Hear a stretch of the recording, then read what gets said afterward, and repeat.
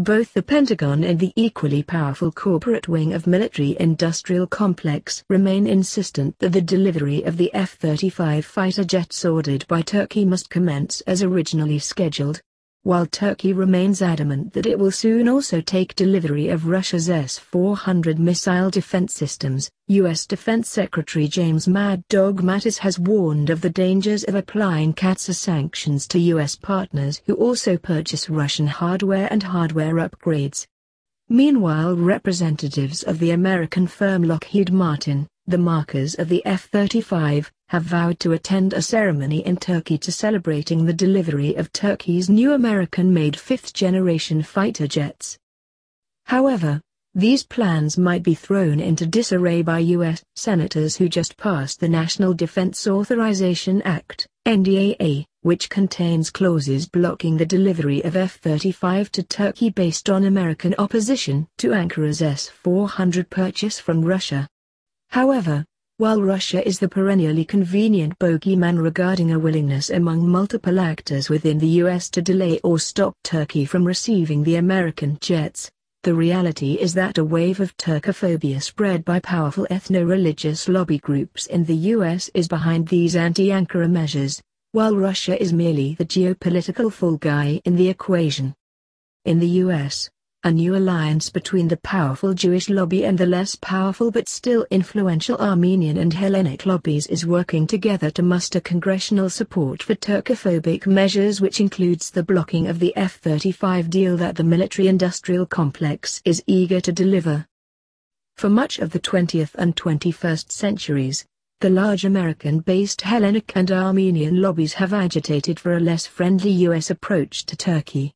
For the Armenian lobby, the main goal is to convince the U.S. federal government to recognize the tragic events of 1915 as the Armenian genocide, while the Hellenic lobby has sought to persuade Washington to pressure Ankara into acknowledging the early 20th century conflict in Western Anatolia as the Pontic genocide.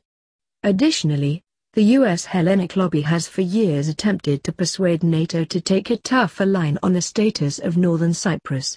Thus far, none of these lobbying attempts have met with the desired success of the respective lobbies at a federal level.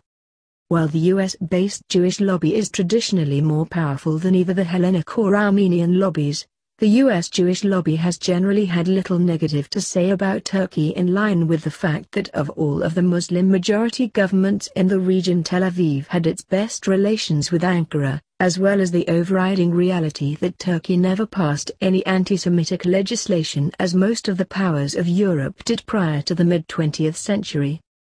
But with Turkish President Erdogan openly calling for a wider pan-Islamic movement for Palestine, all the while calling Israel a terrorist state, the US Jewish lobby, like Israeli politicians, have joined traditional foes of Turkey in openly agitating for a more anti-Turkish position from the US government.